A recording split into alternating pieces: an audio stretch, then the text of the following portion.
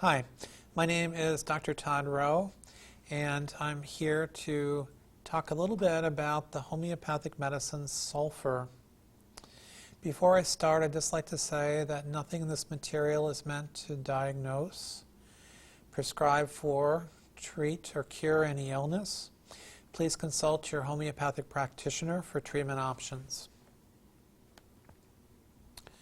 The element sulfur, also known as brimstone, was identified in the late 1700s as an element.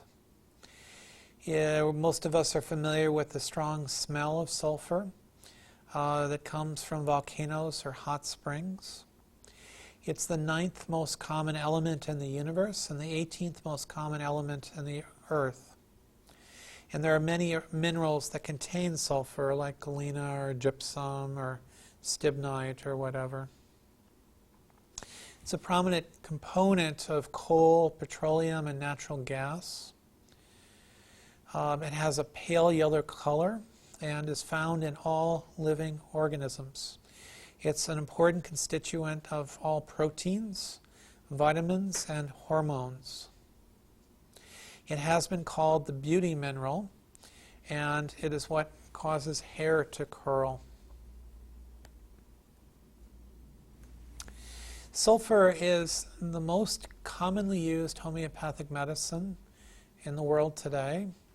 It has many, many uses chronically, as well as some acute uses. And acute uses include abscesses, allergies, blepharitis or eyelid infections, bronchitis, bursitis, colitis, conjunctivitis, diarrhea, hemorrhoids, Hepatitis, Impetigo, Otitis media or ear infections, Pharyngitis or sore throats, Prostatitis or prostate infections, and Sinusitis or sinus infections.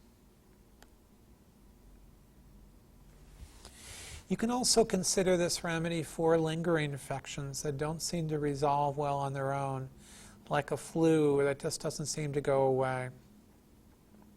Typically, symptoms are worse on the left side of the body with sulfur, and most sulfur patients tend to be on the hot side and are worse from heat and better from cold. Often the pains are described as burning in character, and there is increased sweating with sulfur. The discharges are somewhat offensive, and often sulfur patients have an aversion or feel worse from bathing. They are also worse standing for any period of time, worse in the winter, and there's a particular time aggravation of feeling worse at 11 a.m.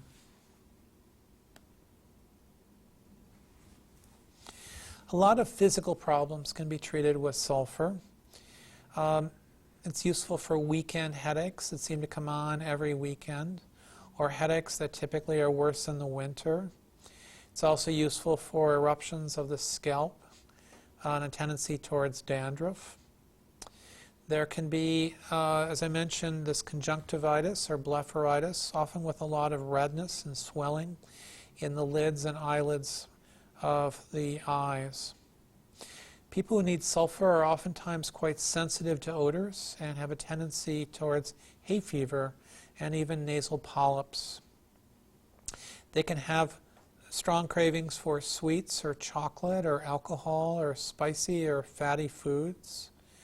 And they can be very thirsty for ice-cold drinks. Typically, sulfur patients have strong appetites, and their stomach feels quite empty, particularly at 11 a.m. It's one of our main remedies for gastritis or inflammation of the stomach, also for peptic ulcer disease and heartburn. There's a strong tendency towards diarrhea with sulfur, which often will drive them out of bed in the morning, and their stool is often described as offensive.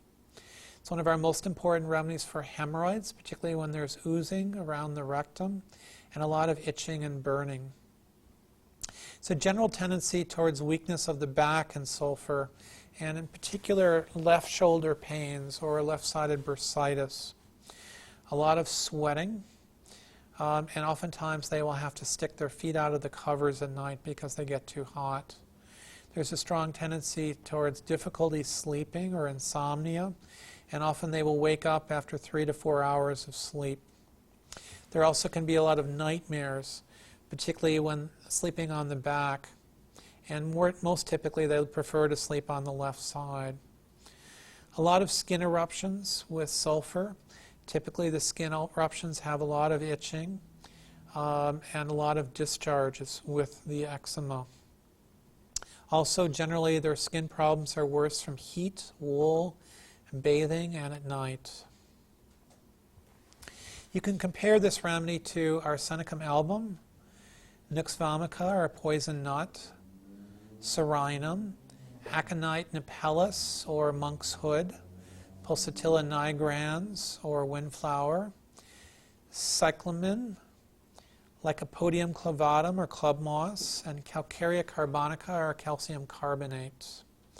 You can order this remedy at orders@amchorg, or if you'd like to know more about this homeopathic medicine or other acute homeopathic medicines, you can learn about our acute care program at acutecare@amchorg.